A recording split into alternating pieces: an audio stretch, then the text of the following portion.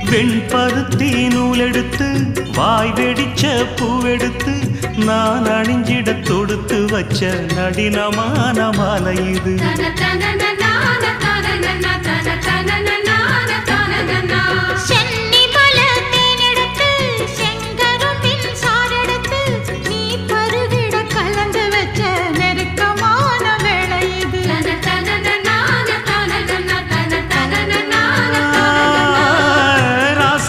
உடம்பிருக்கும் ரவிக்க துணி நானாக அன்னாடம் சூடி கொண்ட ஆசை வச்சாகாதா.